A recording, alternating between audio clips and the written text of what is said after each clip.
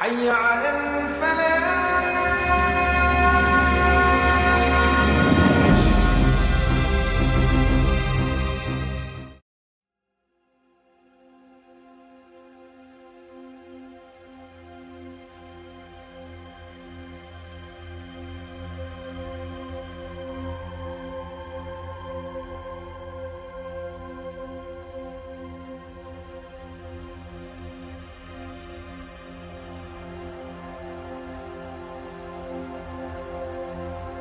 Itulah Pak Prabowo, kemudian wakilnya suruh pilih salah satu Ustadz Samad atau Habib Salim. Tapi setelah itu ya saya komunikasi sama Habib Rizik. Habib, ini gimana ceritanya? Oh, ya, sempat Habib komunikasi. Rizik bilang sama saya, sengaja kita harus pasang ulama. Prabowo itu Islamnya nggak jelas. Prabowo itu Islamnya nggak jelas. Gitu katanya Habib Rizik. Oh, bilang Jadi, seperti itu. kan saya bisa telepon-teleponan sama Habib Rizik. Iya. Jadi gimana ini Bib? Kok yang dipilih malah pedagang? Iya. Ya sudah kita bikin ijtima yang kedua. Oh, itulah kemudian Bang Yusril. Nah, sebab hati-hati ijtima kedua ini, kalau misalnya ternyata hanya melegitimasi apa yang diputuskan Prabowo, ini dunia ini bisa balik-balik. Prabowo yang ikut ulama atau ulama yang ikut Prabowo, ini kan bisa jadi serius masalahnya. Iya. Nah, tapi ternyata ya ijtima yang kedua ya isinya seperti itu. Dan tanpa banyak diskusi saya dengar. Bismillahirrahmanirrahim. Assalamualaikum warahmatullahi wabarakatuh. Waalaikumsalam. Alhamdulillahilladzi hadana li hadza wa ma kunna linahtadiya laula an hadana Allah. Wassalatu wassalamu ala Rasulillah Sayyidina Maulana Muhammad ibn Abdullah wa ala alihi wa sahbihi wa mawala. Para pemirsa Front TV yang dimuliakan Allah Subhanahu wa taala dimanapun Anda berada, alhamdulillah kami sangat berbahagia karena pada pagi hari ini di kota suci kami bisa berbincang-bincang secara langsung dengan Habibana Habib Muhammad Rizik Syihab sebagai imam besar umat Islam Indonesia dan imam besar dari Front Pembela Islam. Alhamdulillah kami akan mengkonfirmasikan beberapa hal yang menyangkut hal-hal yang viral saat ini, khususnya tentang kabar yang beredar selama ini Sidi, tentang Yusril Ihsan Mahendra, di mana beliau menyatakan bahwasanya beliau sering kontak-kontakan telepon dengan antum. Kemudian di situ juga antum menyinggung bahwasanya menyebutkan Pak Prabowo itu adalah orang yang Islamnya tidak baik. Kurang lebih begitu Sidi. Ingin kami mengkonfirmasikan langsung kepada antum. Jazakumullahu khairal jazaa. Assalamualaikum warahmatullahi wabarakatuh. Kepada semua pemirsa Front TV, pertama-tama saya ingin menyampaikan apresiasi, penghargaan untuk seluruh jajaran Front TV yang selama ini alhamdulillah selalu mengangkat berita-berita aktual dan juga faktual serta akurat dan bisa dipertanggungjawabkan. Terima kasih untuk Front TV, semoga selalu jaya di udara, amin ya rabbal alamin. Amin ya rabbal alamin. Mengenai apa yang disampaikan barusan tentang rekaman Pak Yusril Ihsan Mahendra yang saat ini viral kemana-mana, beliau mengatakan katanya sering kontak-kontakan dengan Ana, kemudian juga Ana menyatakan bahwa Islamnya Prabowo ini tidak jelas. Maka di sini perlu kita sampaikan bahwa itu adalah bohong. Nah, jadi tidak benar. Perlu saya sampaikan, selama 2 tahun saya hijrah ke Tanah Suci ini, saya hanya pernah berkomunikasi lewat telepon dengan Pak Yusril Ihsan Mahendra 1 kali. Nah, itu pun bukan dalam konteks soal Prabowo, karena komunikasi ini terjadi 2 tahun yang lalu. Artinya belum ada saat itu soal pencapresan, belum ada koalisi, belum ribut-ribut soal pilpres. Nah, ketika itu Pak Yusril mengutus salah seorang kawannya yang bernama Agus Rin datang ke Saudi Arabia ini untuk bertemu dengan saya dan menyampaikan pesan bahwa Pak Yusril itu sekitar bulan Ramadan, yaitu 2 Ramadan yang lalu. Waktu itu saya baru 1 bulan hijrah ke Tanah Suci ini. Jadi sampaikan bahwa Pak Yusril ini diundang oleh Presiden ke istana dan membicarakan beberapa agenda penting. Nah, kemudian Pak Gusri menyampaikan bahwa Pak Yusril akan diundang kembali oleh Bapak Presiden. Nah, sehingga beliau perlu masukan-masukan. Kira-kira saya ini apa yang saya mau sampaikan kepada Bapak Presiden melalui Pak Yusril. Nah, saat itulah terjadi komunikasi. Pak Yusril telepon saya, cerita tentang pertemuannya dengan Presiden, bla bla bla bla, yang tidak saya perlukan apa isi ceritanya. Tapi yang jelas saat itu Pak Yusril tanya, Habib punya pesan apa untuk disampaikan ke Presiden kalau nanti saya ini akan jumpa lagi. Ini 2 tahun yang lalu loh. Jadi nggak ada hubungannya dengan Prabowo. Nah, saat itu saya masih ingat betul. Saya sampaikan, Pak Yusril, kalau Anda ketemu dengan Bapak Presiden berkaitan dengan kriminalisasi ulama dan aktivis, saya pikir Anda sebagai ahli hukum perlu menyarankan kepada Pak Presiden soal abolisi. Kalau memang beliau itu ingin menghentikan kegaduhan nasional. Jadi stop kriminalisasi ulama, stop kriminalisasi aktivis 212. Dan itu bisa dilakukan dengan cara abolisi. Nah, kemudian ada hal lain yang kita diskusi dengan Pak Yusril melalui telepon saat itu juga melalui utusannya yang bernama Agus Rin tadi, bahwa kalau Pak Yusril itu ketemu dengan Bapak Presiden, sampaikan 3 amanat saya. Artinya ada 1 amanat dengan 3 syarat. Di mana kita sampaikan kalau Bapak Presiden punya etikat baik untuk menyetop segala kegaduhan, punya etikat baik untuk berangkulan dengan umat Islam. Ketika itu, maka saya sampaikan, saya punya 3 syarat. Syarat yang pertama adalah jangan biarkan penyerangan terhadap agama apapun. Karena kita punya undang-undang anti penodaan agama. Kita punya Perpres nomor 1 tahun 1965 dan kita juga punya KUHP pasal 156A. Artinya agama apapun di Indonesia tidak boleh diserang, dihina, dinodai, dinistakan. Nah, saya minta siapapun orangnya yang menistakan agama apapun harus diproses melalui jalur hukum. Nah, ini yang pertama. Nah, syarat yang kedua kita ajukan saat itu agar Bapak Presiden itu menegakkan amanat TAP MPRS nomor 25 tahun 1966 tentang larangan komunisme, leninisme, marxisme. Nah, sehingga kita minta sesuai dengan amanat KUHP juga bahwa para pengusung ideologi PKI atau yang melakukan berbagai macam kegiatan untuk memasarkan kembali ideologi PKI ini harus ditindak secara hukum. Jadi buku-buku cetakan yang menyebarluaskan paham PKI harus dilarang. Kegiatan-kegiatan yang mengupas untuk mengusung ideologi PKI kembali juga harus dilarang. Ini syarat yang kedua. Dan ini 2 syarat ini sesuai undang-undang. Dan yang ketiga, kita minta agar Bapak Presiden yaitu tidak menjual aset negara kepada asing maupun asing.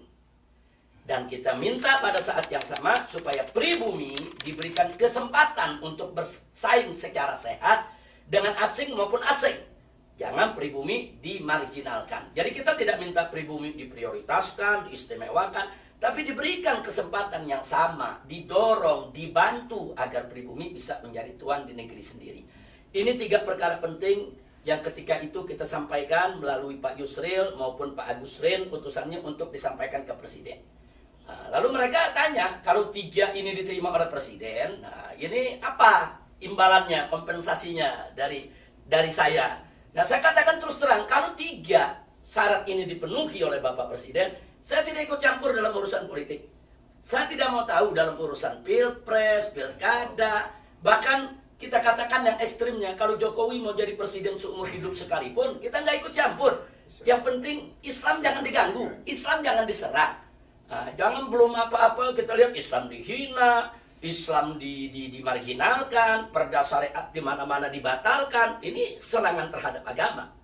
Nah, jadi kalau Islam tidak dihina, agama lain juga dihargai, jangan sampai dinistakan. Kemudian PKI tidak dibiarkan untuk berkembang, begitu juga pribumi diberi kesempatan untuk menjadi tuan di negeri sendiri. Saya mau kembali ke pesantren. Saya ngajar santri dengan tenang, saya tidak mau ikut campur urusan politik. Itu sudah kita sampaikan. Nah, tinggal kita tidak paham apakah Pak Yusril itu menyampaikan ke Presiden atau tidak. Nah, itu urusan Pak Yusril. Yang penting hanya itulah komunikasi saya terjadi dengan Pak Yusril selama 2 tahun saya ada di Tanah Suci. Jadi kalau Pak Yusril mengatakan sering telepon saya, sering komunikasi, itu bohong. Tidak pernah ada komunikasi selain itu. Apalagi kalau Pak Yusril cerita, Habib Rizik mengatakan Prabowo ini Islamnya tidak jelas. Kemudian dalam rekaman tersebut juga Pak Yusril ada sedikit curhat, menyindir-nyindir soal ijtima ulama, seolah-olah diatur oleh Prabowo dan lain sebagainya. Nah, ini semuanya cukup saya jawab dengan kata bohong. Jadi sekali lagi, apa yang disampaikan oleh Pak Yusril Ihza Mahendra dalam rekaman tersebut adalah sebuah kebohongan. Jadi pernyataan Pak Yusril mengenai bahwasanya Pak Prabowo ini Islamnya nggak jelas begitu, itu bagaimana jadi? Pertanyaan yang fokus, bagus, serius, tapi kita minum kopi dulu. Bismillahirrahmanirrahim. Alhamdulillah wa syukurillah wa ni'matillah. Di sini kita ingin sampaikan, justru saat ini saya jadi bertanya-tanya, ini sebetulnya yang lebih Islami Yusril atau Prabowo? Nah, pertama yang saya mau tegaskan bahwa kalimat Prabowo Islamnya tidak jelas itu datang dari mulut Yusril dengan mengatasnamakan saya. Nah, tadi sudah kita sampaikan dengan panjang lebar bahwa kontak telepon-teleponan semacam itu tidak pernah ada. Itu kebohongan yang dibuat oleh Yusril. Nah, sekarang kenapa saya katakan justru saat ini jangan-jangan Prabowo Islamnya lebih bagus daripada Yusril. Nah, kenapa? Satu, Prabowo itu taat kepada hasil ijtima ulama. Yusril tidak taat kepada hasil ijtima ulama. Prabowo tidak pernah menjelek-jelekan Yusril, apalagi melakukan ghibah tentang Yusril. Tapi Yusril menjelek-jelekan Prabowo dan melakukan ghibah, bahkan diviralkan ghibahnya terhadap Prabowo. Nah, kemudian Prabowo tidak melakukan black campaign terhadap Yusril, tapi Yusril melakukan black campaign terhadap Prabowo. Kemudian Yusril dalam hal ini secara terang-terangan menyerang ijtima ulama, yang artinya kalau menyerang ijtima ulama sekaligus juga menyerang para ulama yang ada di ijtima. Sementara Prabowo tidak pernah menyerang ulama-ulama yang ada di ijtima. Jadi Prabowo menghormati ulama, memposisikan ulama sebagaimana mestinya. Yusril justru merendahkan ulama. Nah, jadi sekarang kalau sudah begini, kira-kira mana yang lebih Islami? Jangan kemudian selain itu Prabowo tidak angkuh dan tidak berbohong, sedangkan Yusril angkuh dan berbohong. Jadi sebetulnya mengamalkan Islam yang mana? Nah, ini kita pakai akal sehat lah. Jadi jangan terlalu mudah untuk mengikuti fitnah-fitnah yang dibuat seperti ini, walaupun datangnya daripada seorang Yusril. Nah, karena itu sekali lagi saya nasihati Yusril Ihza Mahendra, insaflah, sadarlah. Jadilah seorang muslim yang baik. Jangan melakukan ghibah, jangan menjelek-jelekan orang lain, jangan melakukan black campaign, jangan juga berdusta dan berbohong. Nah, semoga ini juga menjadi pelajaran buat semuanya. Nah, semoga Allah Subhanahu wa taala memberikan taufik hidayah kepada kita, amin, dan juga kepada Yusril, amin, serta kepada saudara-saudara kita yang lainnya. Allah yahdina wa iyyahum. Amin, amin ya rabbal alamin. Nah, jadi Habib, kami heran dong kalau begitu ya.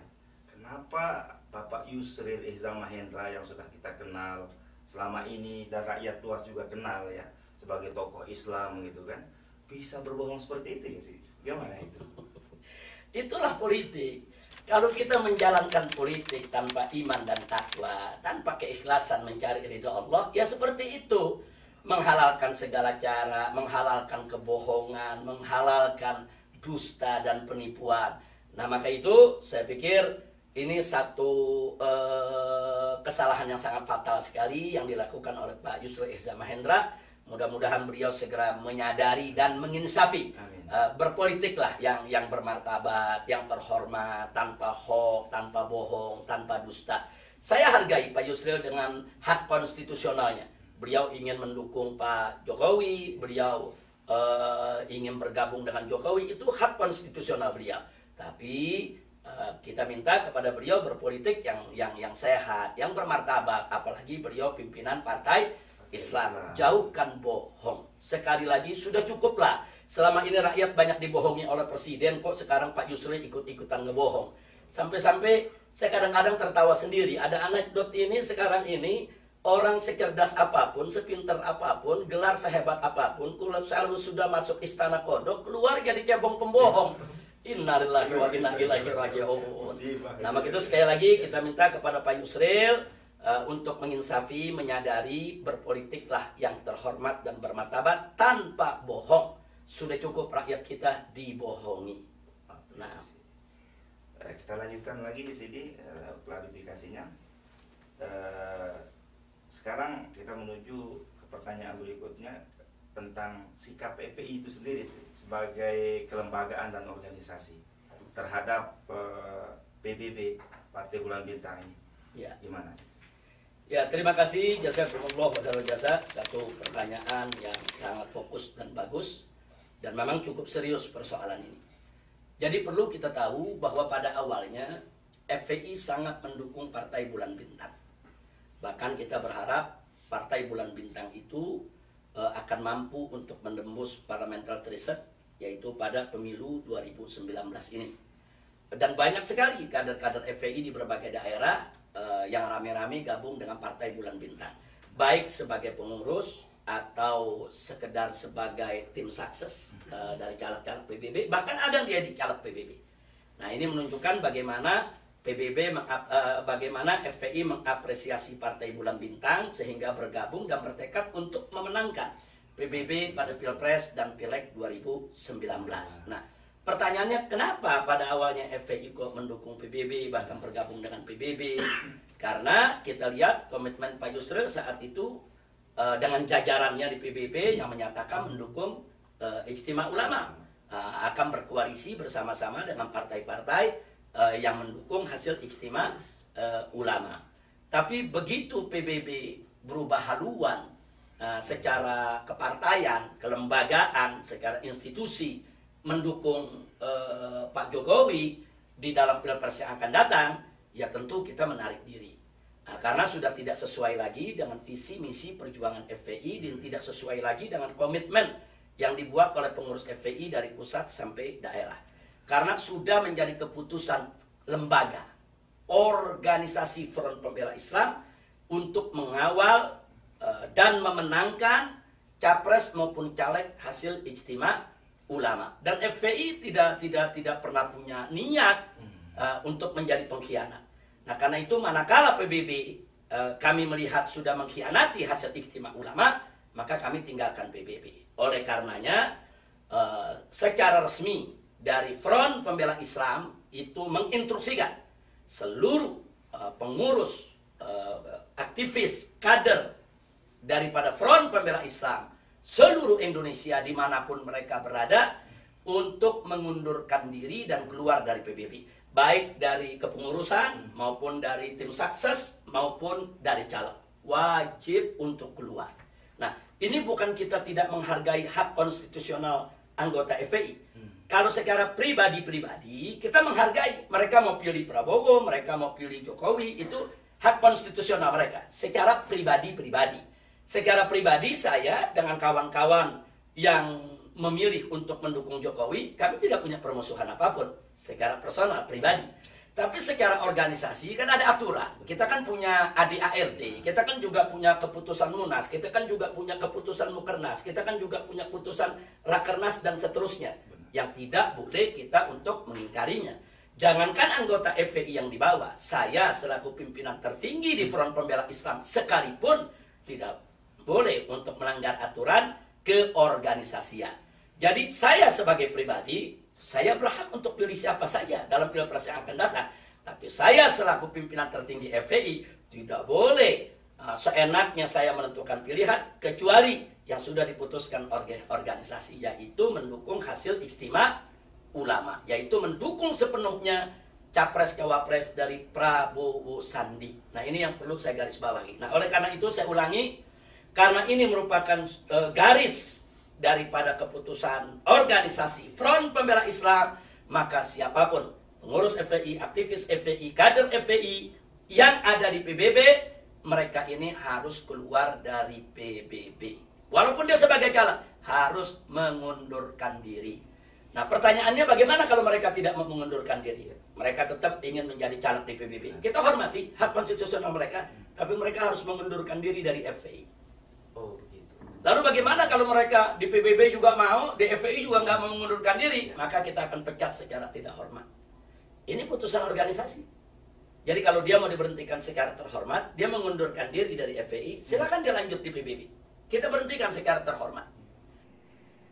Jadi saya ingin tekankan sekali lagi bahwa khusus pengurus FPI, aktivis FPI, mereka yang memang merupakan bagian daripada organisasi FPI, sikap kita sudah tegas, jelas, mereka tidak boleh menjadi pengurus PBB, atau menjadi tim sukses PBB, atau jurkam PBB, ataupun juga menjadi caleg PBB.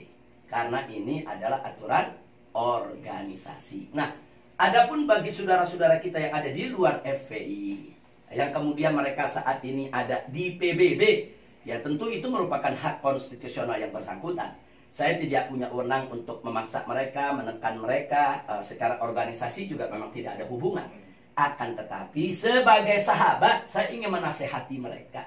Saya ingin menasehati mereka sebaiknya kalau sebuah kendaraan politik supirnya itu sudah mabuk atau gila, kita kan cuma punya dua pilihan, ganti supir atau ganti kendaraan.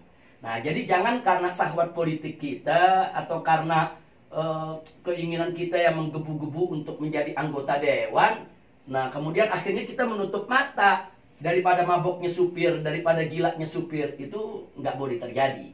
Nah, jadi kita qulil haqqa walau kana murra. Katakan yang hak walaupun itu pahit rasanya. Memang pahit. Sudah daftar jadi caleg, sudah mengeluarkan biaya, dan tahu-tahu di ujung jalan begini, partai yang kita masuk kita dukung menjadi pendukung pihak seberang. Memang menyakitkan, tapi itulah suka duka dalam kehidupan. Nah, maka itu kita ingatkan kepada kawan-kawan kita yang ada di sana, kita hanya nasihat saran, sebaiknya Anda keluar dari PBB, berikan saja konstituen pemilih Anda, pengikut Anda, suaranya ke partai yang lainnya, yang mendukung daripada perjuangan umat, agar Anda tidak menyesal di kemudian hari. Yang penting, saya sudah berikan peringatan, saya sudah kasih tahu, nah adapun kalau mereka masih mau tetap ada di sebelah sana, yaitu hak mereka.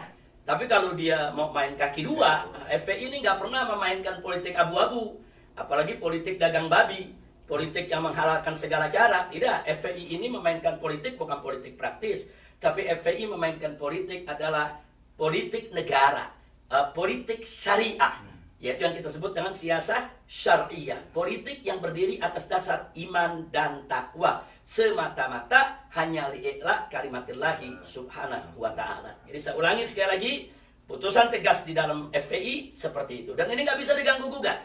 Pokoknya pengurus FPI, pimpinan FPI, anggota FPI, aktivis FPI, dan seluruh sayap juangnya, seluruh sayap juang FPI, mereka yang menjadi pengurus PBB di pusat maupun di daerah, atau mereka yang menjadi anggota tim sukses dari caleg-caleg PBB, atau mereka menjadi caleg PBB, wajib untuk mengundurkan diri. Kalau mereka tidak mau mereka tidak mau keluar dari FPI, maka mereka harus mengundurkan diri dari PBB. Kalau mereka tidak mau mengundurkan diri dari PBB, mereka harus keluar dari FPI. Karena keluar dari FPI ada dua cara, mengundurkan diri dari FPI atau dipecat secara tidak hormat. Ini sikap organisasi dan ini sudah final. Nah, jadi kesimpulannya, kenapa FPI mengambil sikap ini? Karena di mata FPI, PBB sudah menjadi partai pengkhianat. Dan FPI tidak bisa berdampingan dengan pengkhianat. Sangat jelas dan gamblang, tegas sekali sikap daripada FPI sendiri secara organisasi dan kelembagaan. Tapi dalam hati ini masih belum menerima juga nih kayaknya. Kok sayang gitu. PBB ini kan, Partai Bulan Bintang ini adalah partai Islam, juga didirikan oleh para ulama. Itu gimana kira-kira? Jadi pertanyaan yang luar biasa bagusnya ini dari Front TV, jazakumullahu khairan jasa. Ya memang banyak orang bertanya-tanya, PBB ini kan partai Islam, berasaskan Islam, didirikan oleh ulama dan juga ormas-ormas Islam. Kok sayang sekali kalau sampai ditinggalkan? Jawaban saya singkat, P3 Partai Persatuan Pembangunan juga partai Islam, berasaskan Islam, didirikan oleh ulama dan juga didirikan oleh ormas Islam. Bahkan P3 punya kelebihan daripada PBB. P3 Majelis Syuro-nya ulama besar, nggak sembarangan. Ketua Dewan Syuro daripada P3 ulama besar. Ditambah lagi yang kedua, P3 ini punya kursi di DPR RI dan kursinya tidak sedikit. Artinya nilai jual P3 sebagai partai Islam jauh lebih tinggi dibandingkan PBB. PBB ini kan kalau bicara soal kursi di DPR RI, ini kan partai buram banget. Nah, artinya yang ingin saya sampaikan di sini, kalau P3 saja yang partai Islam, berasaskan Islam, didirikan oleh ulama, didirikan oleh ormas Islam, dipimpin oleh ketua Majelis Syuro, seorang ulama besar di Indonesia, dan punya kursi banyak di DPR RI. Kita tinggal saat mereka khianati umat. Kita tinggal saat mengkhianati umat, apalagi PBB yang jauh tidak lebih baik daripada P3. Nah, jadi persoalannya bukan ini partai Islam atau bukan partai Islam. Ini persoalannya pengkhianatan. Jadi yang namanya pengkhianat, yang nggak boleh kita biarkan. Nggak boleh pengkhianatan itu kita benarkan. Wajib kita untuk meninggalkan pengkhianatan. Jadi kalau P3 kita tinggalkan karena khianat, maka PBB juga kita tinggalkan karena khianat. Tapi masih sayang juga begitu. Kok bisa khianatnya ini di mana begitu sih? Khianat apa namanya? Ya, sekarang kita bicara soal pengkhianatannya di mana. Pertama, P3 kita anggap khianat kepada umat. Kita melihat kembali peristiwa pilkada di Jakarta. Umat Islam di Jakarta itu banyak sekali sebagai konstituen dan pemilih P3.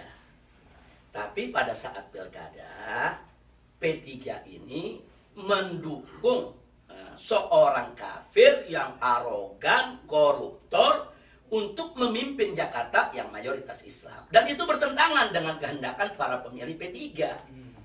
Nah, sementara para pemilih P3, tokoh-tokoh kiai-kiai yang selama ini mendukung P3 di Jakarta menginginkan jangan orang kafir, udah kafir arogan lagi.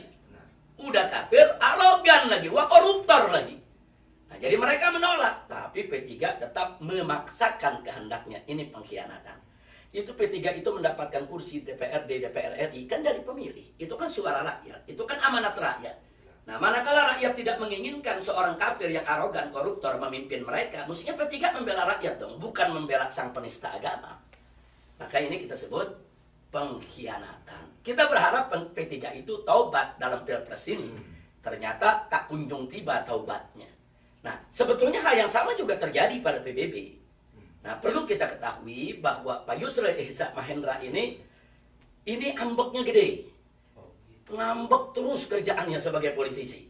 Kenapa saya katakan begitu? Ini betul-betul memprihatinkan ya. Seorang politisi sekelas Yusril Ihsan Mahendra yang sudah punya pengalaman begitu banyak, kok cepat ngambek gitu. Kalau orang Jakarta bilang nih ngambeknya gede. Nah, kenapa ngambek? Pada saat itu beliau ini ikut konvensi gerakan masyarakat Jakarta untuk mencari gubernur Muslim Jakarta. Dan beliau memenangkan konvensi. Dan kita usung secara bersama-sama bagaimana supaya beliau jadi gubernur DKI Jakarta. Tapi apa mau dikata, tidak ada satu partai pun yang mendukung beliau. Jadi kita nggak punya kendaraan untuk mengusung. Padahal kita mendukung Pak Yusril untuk menjadi gubernur Jakarta. Kita sudah bekerja maksimal. Kita sudah bekerja keras. Tapi gagal karena memang tidak ada partai yang menginginkan Pak Yusril ini sebagai gubernur DKI Jakarta. Nah, akhirnya Pak Yusril kecewa. Nah, begitu kecewa ngambek, yang disalahkan Gerakan Muslim Jakarta. Nah, dia salah-salahkan, dia katakan GMJ ini tidak seriuslah dengan konvensinya, dikatakan tidak seriuslah kerja untuk mengusung dia. Padahal tidak begitu. Kita sudah kerja keras untuk mengusung yang bersangkutan. Dan lebih parah lagi, begitu dia ngambek, dia dukung Ahok, yaitu di Pilkada Jakarta. Nyebrang. Ini fakta. Jadi bukti digital itu tidak bisa dihilangkan.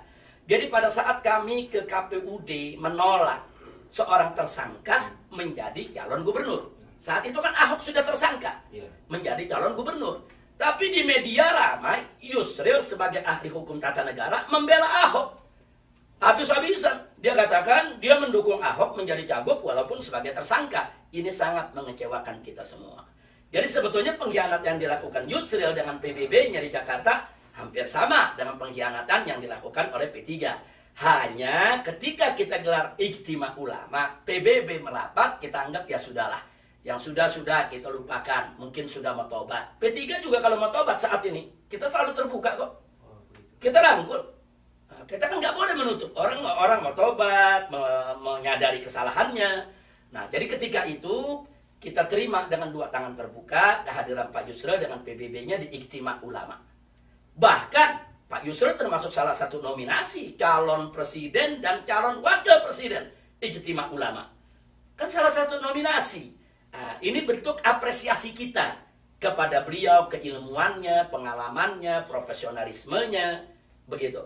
Nah, tapi lagi-lagi Yusril nggak laku. Loh kenapa nggak laku? Begitu nama Yusril sebagai salah satu nominasi capres, bahkan juga cawapres di Ijtima Ulama pertama, nggak ada partai yang setuju. Nah, Ijtima Ulama kan mesti realistis. Mana mungkin Ijtima Ulama ini mencapreskan seseorang yang tidak didukung oleh partai-partai. Nanti kalau tidak didukung oleh partai-partai, loh kita punya perahu politik apa? Kan nggak bisa, kita mesti realistis. Nah, jadi jangan, tapi karena akhirnya Yusril gagal, dia kecewa lagi. Dia salah-salahkan Ijtima Ulama. Dia katakanlah, Ijtima Ulama ikut Prabowo, bukan Prabowo ikut Ijtima Ulama. Ini kan fitnah yang dilakukan oleh Yusril. Di mana-mana cuap-cuap Yusril semacam itu. Selama ini saya diam, saya tidak memberikan jawaban. Baru kali ini saya menjawab karena ada pertanyaan daripada Front TV. Sebetulnya saya sungkan untuk memberikan keterangan-keterangan semacam ini yang nantinya digoreng pihak lawan, nanti seolah-olah kita para tokoh Islam ini pecah belah. Tapi tidak apalah, hari ini saya pikir sudah waktunya untuk dijawab. Ini juga sebagai masukan bukan hanya untuk publik, juga untuk Pak Yusril. Untuk bisa menjaga lisannya. Salamatul insan fi hifdzil lisan. Selamatnya seseorang itu dalam menjaga lisannya. Jangan seenaknya dia memfitnah kanan, memfitnah kiri, menjelekkan para ulama. Kemudian jadi Yusril ini merasa dirinya yang paling layak, paling pantas untuk menjadi capres daripada Ijtima Ulama. Ya katakanlah, kita katakan Yusril memenuhi banyak syarat, profesionalisme, kemudian elektabilitasnya, kapabilitasnya, kita akui. Akan tetapi kita jangan sombong, kita jangan angkuh. Jadi di atas langit masih ada langit lagi. Kita jangan sombong, di atas orang yang pintar masih ada yang lebih pintar lagi.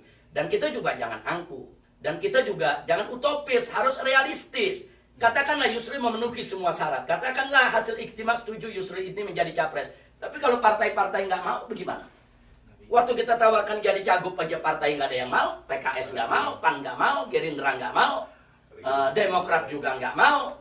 Nah sekarang kalau cagup nggak mau, capres nggak mau juga, masa kita memaksakan partai? Nggak bisa dong. Ulama-ulama yang hadir di Ijtima Ulama ini ulama yang cerdas-cerdas, pinter-pinter, jauh lebih pinter daripada Yusril, jauh lebih cerdas daripada Yusril. Bahkan mereka bukan sekedar cerdas, tapi juga realistis. Bisa membaca peta politik, tahu bagaimana peta politik, tahu bagaimana cara mengambil keputusan yang terbaik. Mereka musyawarah. Jadi kalau Yusril menyerang Ijtima Ulama, berarti Yusril menyerang lebih dari 1.500 ulama. Siapa Yusril? Yusril ini siapa? Pengetahuan agamanya setinggi apa? Nah ini yang perlu saya ingatkan. Jadi artinya di sini sekali lagi saya ulangi, Yusril ini gede ambek. Jadi gagal jadi cagup di Jakarta, ngambek dukung Ahok. Kemudian sekarang gagal jadi capres Ijtima Ulama, kemudian ngambek dukung Jokowi. Nah ini kan politik macam ini nggak bagus, politik ambek-ambekan ini nggak bagus. Nah jadi sekali lagi saya menghargai hak konstitusional Pak Yusril. Silakan dia mau dukung siapa itu hak dia, tapi jangan coba-coba untuk menyerang Ijtima Ulama. Jangan coba-coba membodohi umat atau menyebarkan hoax atau berbohong, apalagi atas nama saya. Nah karena itu sekali lagi saya ingatkan kepada Pak Yusril, sadarlah, insaflah, mainkanlah politik yang sehat, yang cerdas, politik yang terhormat dan bermartabat. Jadi saya pikir jelas itu letak pengkhianatannya di mana. Tadi begitu. Nah, itu bagian yang pertama ya. Itu kita anggap pengkhianatan. Nah sekarang untuk lebih jelasnya pengkhianatan ini, saya perlu sampaikan juga kepada publik masyarakat bahwa Yusril ini dengan PBB-nya berkali-kali meminta jaminan dari Prabowo Sandi, begitu juga partai-partai daripada pengusung Prabowo Sandi. Apa jaminannya kalau PBB ini mendukung Prabowo Sandi, PBB itu bisa mendapatkan parliamentary threshold. Jadi bisa mendapat suara ambang batas untuk menjadi anggota DPR RI. Dan sekurang-kurangnya harus mendapatkan 25 atau 26 kursi. Nah, ini selalu digembar-gemborkan oleh PBB, apa jaminannya, apa jaminannya. Bahkan pada saat Bang Kakban selaku Dewan Suro dengan Sekjen PBB, yaitu Feryang Sanur, datang ke Mekah, menemui saya sampaikan kepada mereka, ini permintaan Anda tidak masuk di akal. Bagaimana mungkin Prabowo Sandi atau koalisi bisa menjanjikan kepada Anda semua 26 kursi?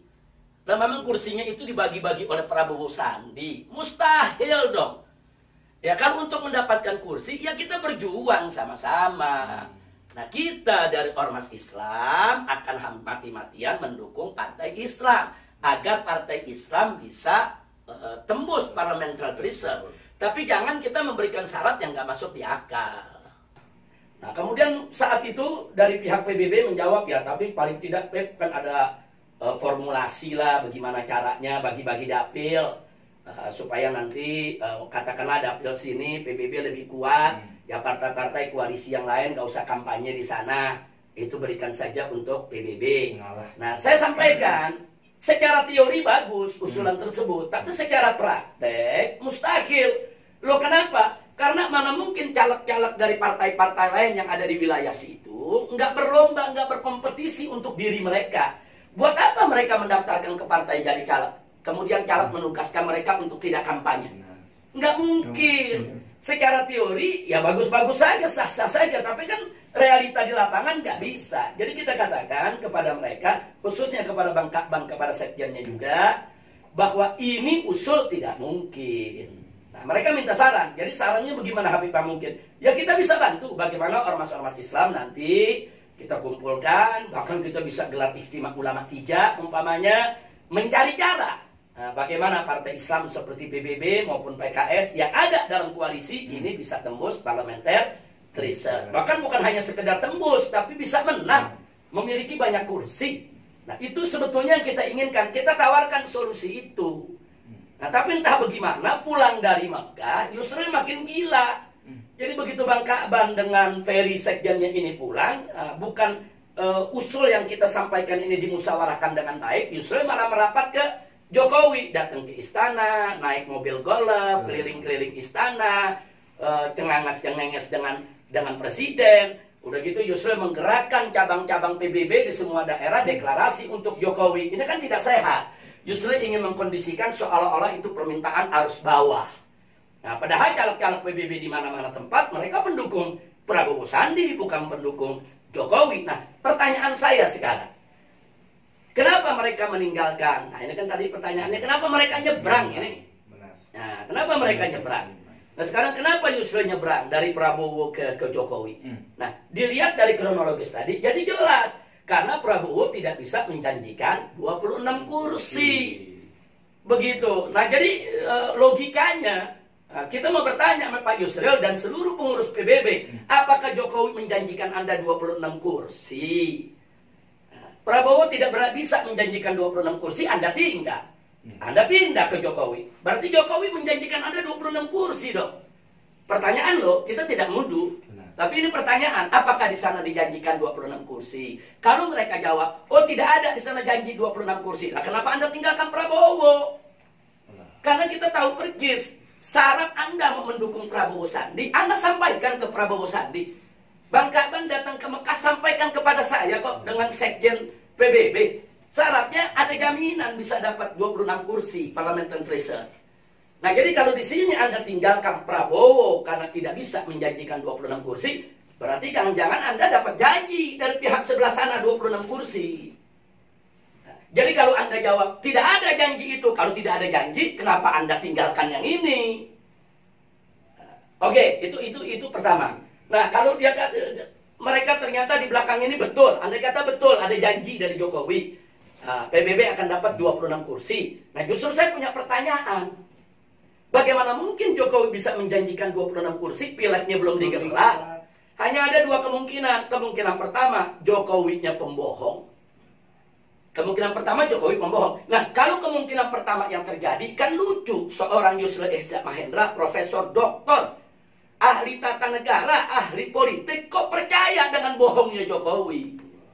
Ada apa? Semua rakyat tahu ini presiden banyak bohong.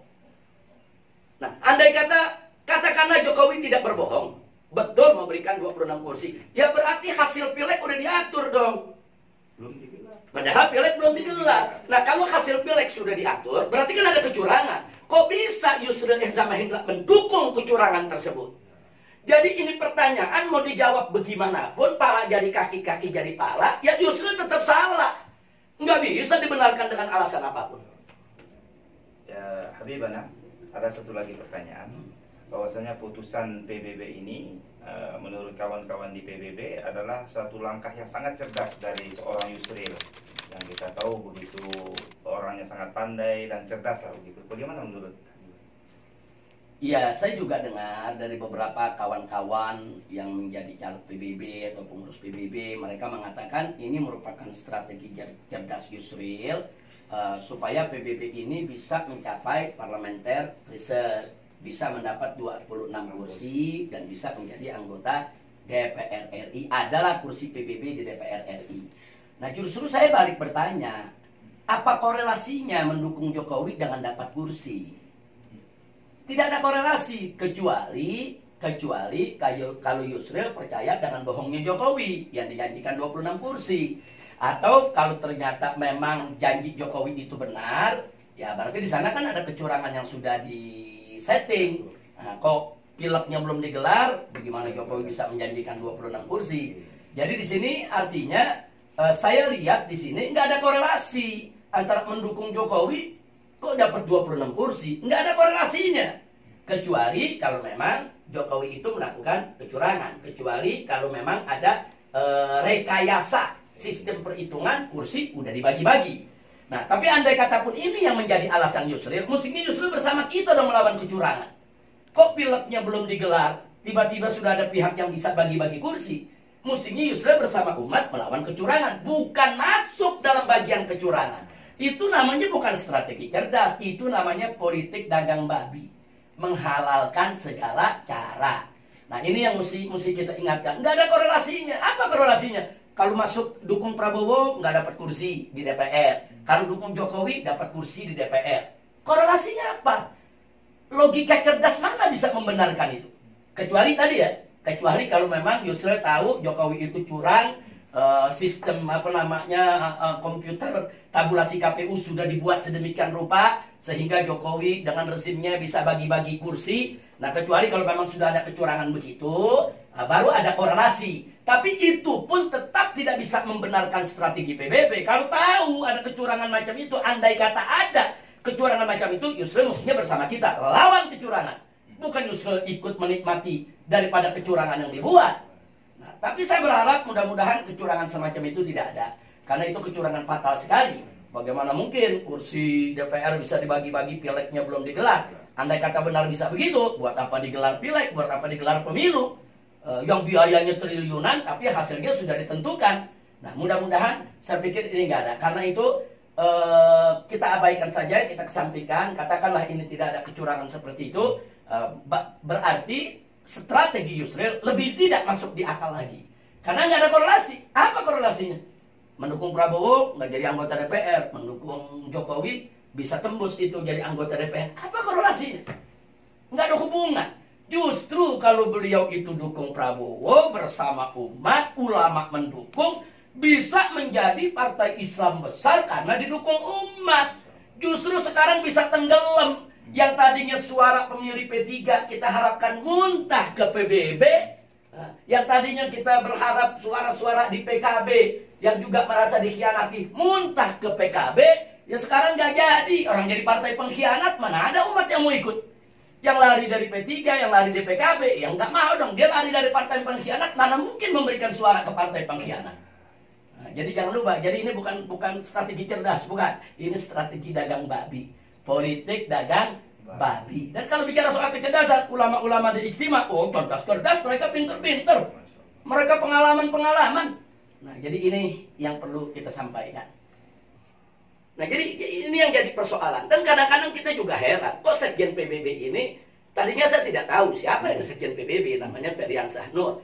Ternyata begitu kita selidiki, mantan Forkot. Forkot ini komunitas anti-Islam yang membawa ideologi kiri. Dulu tahun 98, Forkot dengan FPI kita tempur di lapangan. Forkot ini musuh ulama, musuh umat Islam. Lah kok bisa mantan Forkot jadi Sekjen PBB Partai Bulan Bintang? Dan saya tambahkan lagi, Sekjen PBB saat ini bukan hanya sekedar mantan Forkot, bahkan ini termasuk tim sukses Ahok. Ya Allah. Ini waktu pilkada di Jakarta, ini tim sukses Ahok. Kok bisa dia jadi Sekjen PBB?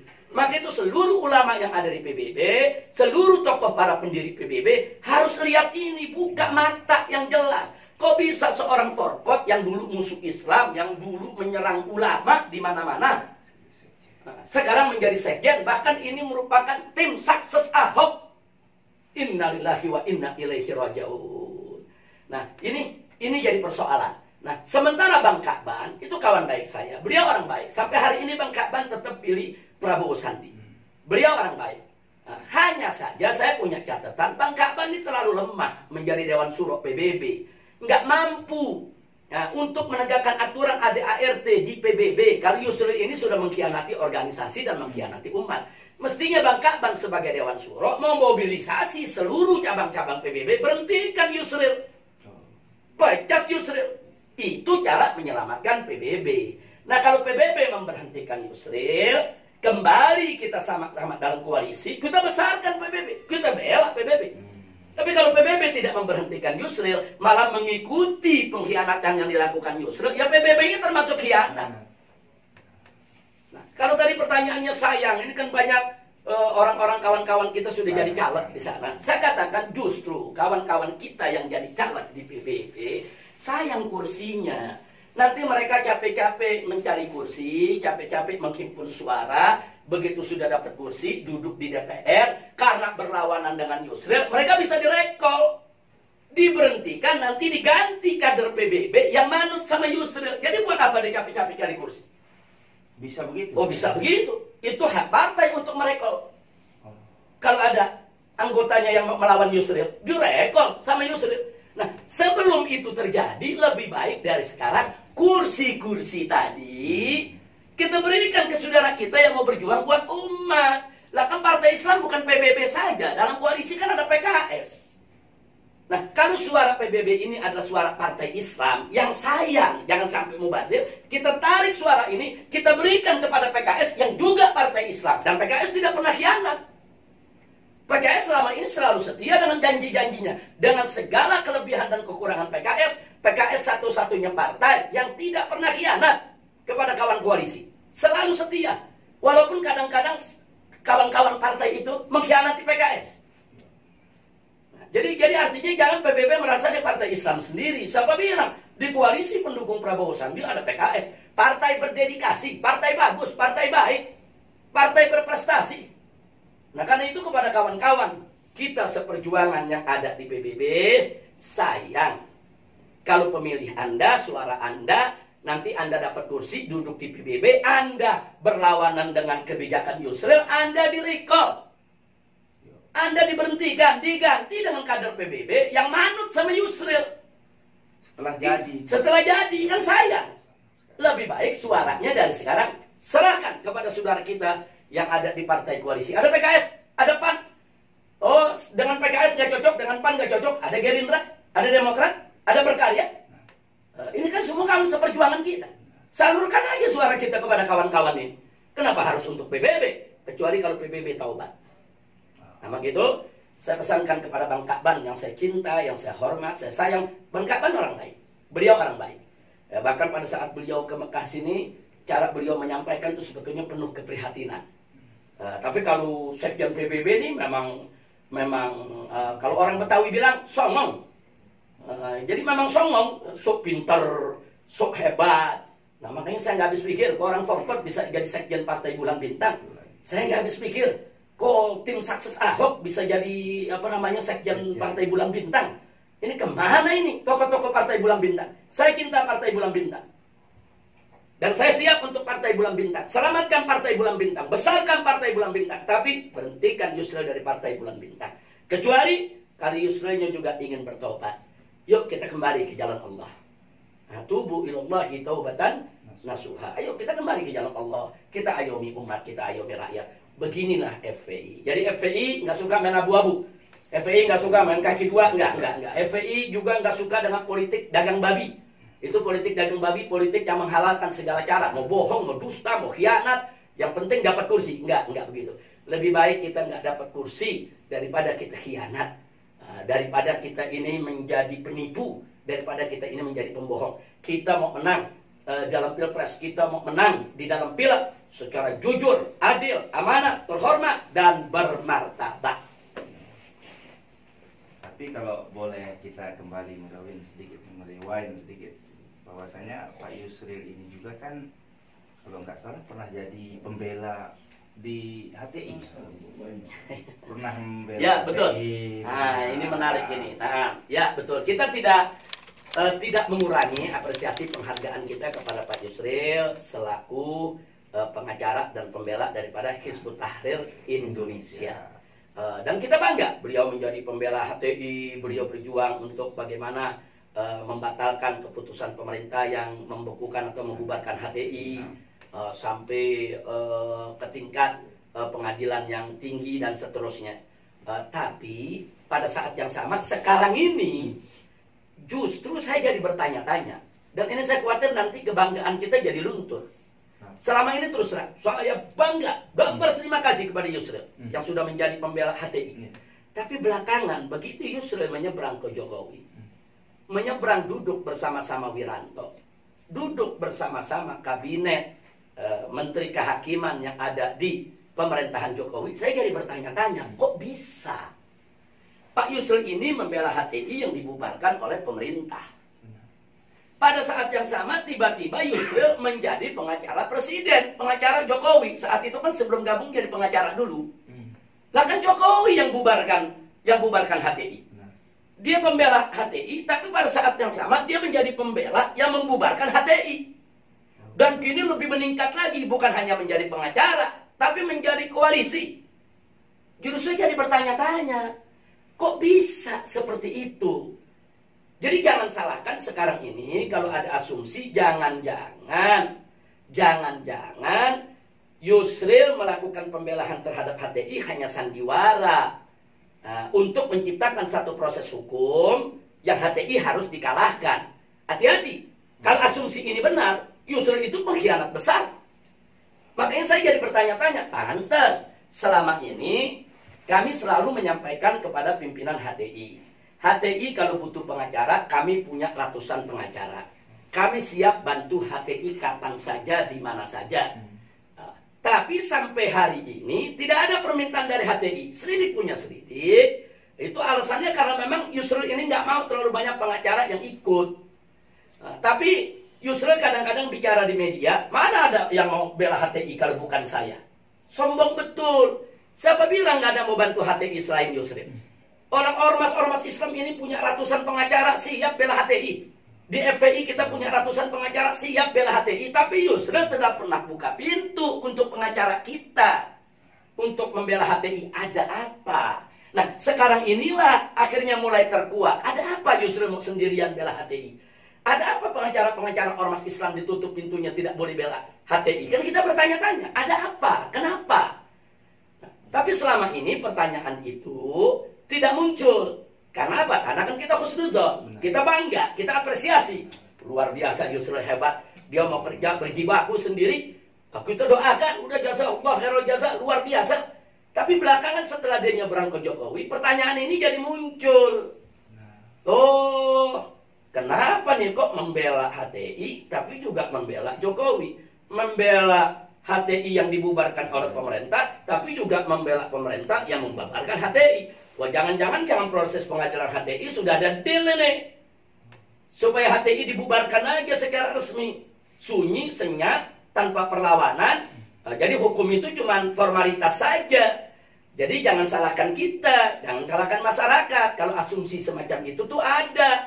Hati-hati loh Pak Yusril, rakyat ini tidak bodoh. Sampaikan itu kepada Yusril, rakyat ini tidak bodoh.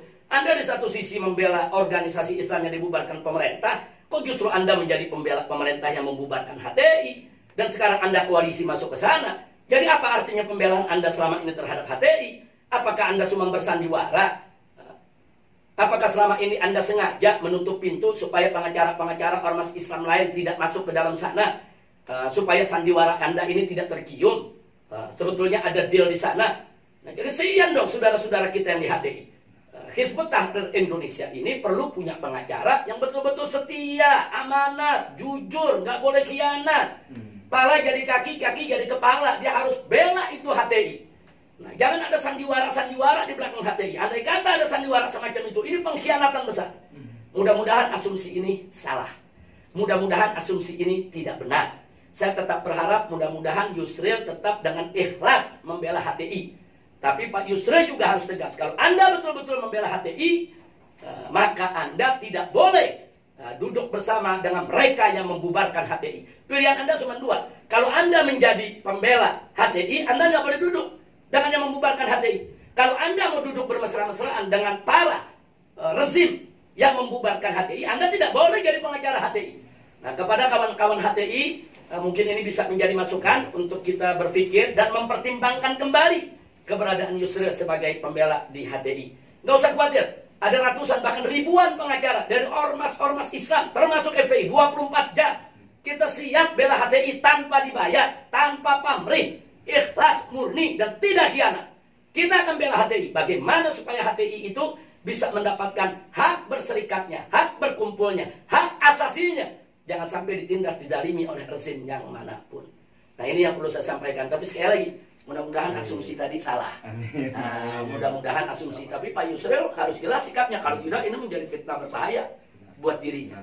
Nah, itu yang bisa saya sampaikan. Ada lagi? Front TV? Ya, kami rasa cukup itu dulu ya, gimana?